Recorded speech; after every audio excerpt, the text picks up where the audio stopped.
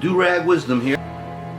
I'm a libertine, basically. I mean, I guess there's certain aspects of myself that are not so libertine, but I believe that I don't believe in this Protestant work ethic. I don't believe in this idea that you have to work by the sweat of your brow, that you have to. You know, yet you have to be treated like shit. But this is what we have in our country. I mean, this is one of the bad things. I mean, we have this Protestant work ethic. We have this thing about you got to work and work and work. And work is great. Don't get me wrong. I think work is you're accomplishing. But most of the time when you're working for some other asshole who feels that they're entitled to treat you any way that they wish. And most of us, believe me, we got to go to work and put up with the boss. The effing boss. I've always hated the boss because I've always hated bullies. Because bullies, that was part of my growing up, the worst part of growing up. And you know, now that we have a bully in the White House, it's driving me nuts. So I like having my marijuana, wax, whatever. I like having to, you know, I know I can, if I want to drink as much booze as I want, I could do that. That's okay. See, the shitheads who run our society, the Puritans who run our society, who don't want us to even drink.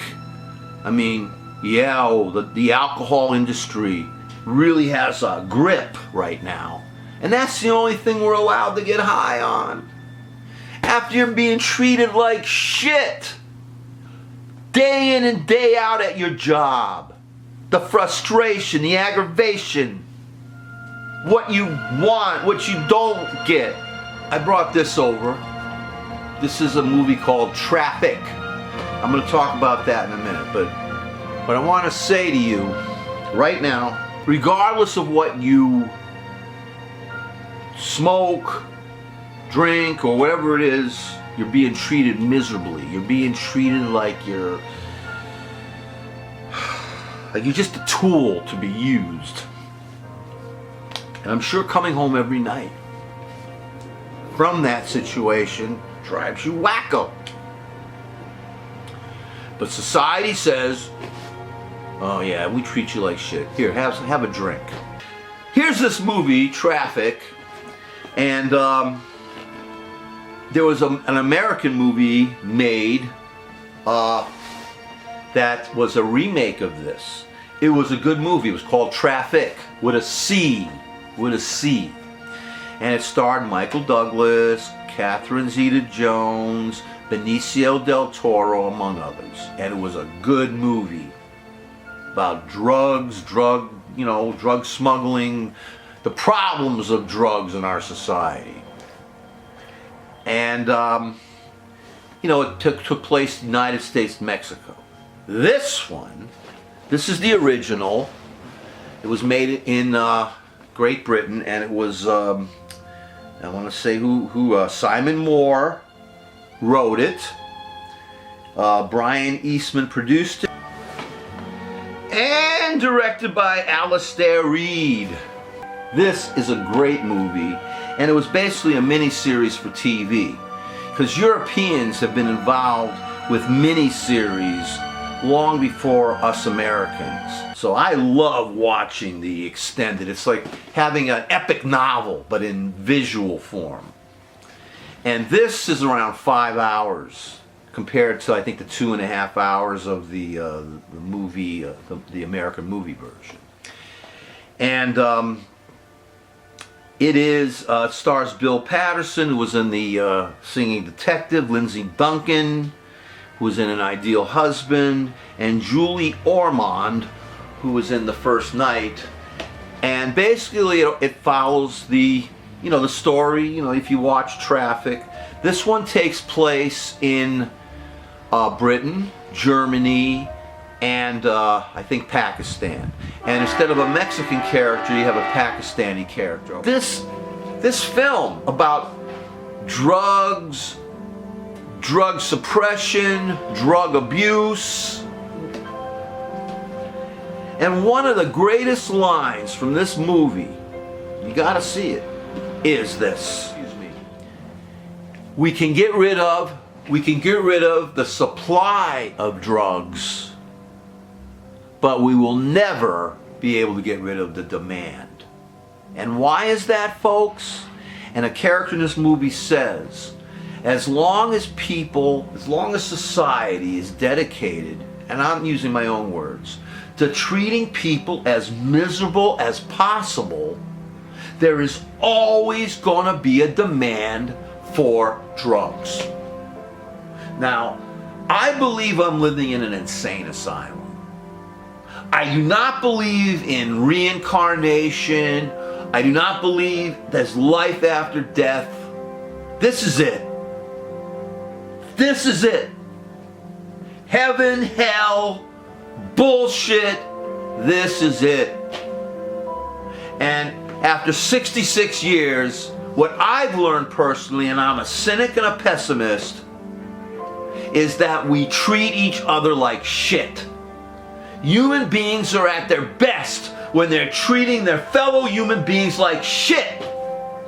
I mean, after 8 years of trying to advance in this country, look what we did. We put in an ape. And I don't mean to insult apes. I'm talking about a human ape, a naked ape. I love hairy apes, but naked apes? We're dedicated, my friends, to making ourselves and each other as miserable as possible. So if I want to use marijuana, or if I want to, whatever others, and I don't use heroin, because I'm allergic to opioids. I took LSD once. Interesting. But I believe that as long as we're going to allow people to be treated like shit,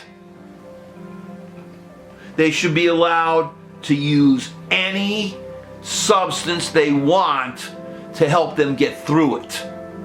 As long as they can get to work, wagging their tail, and I say that, you got to be a responsible drug abuser, a responsible alcoholic.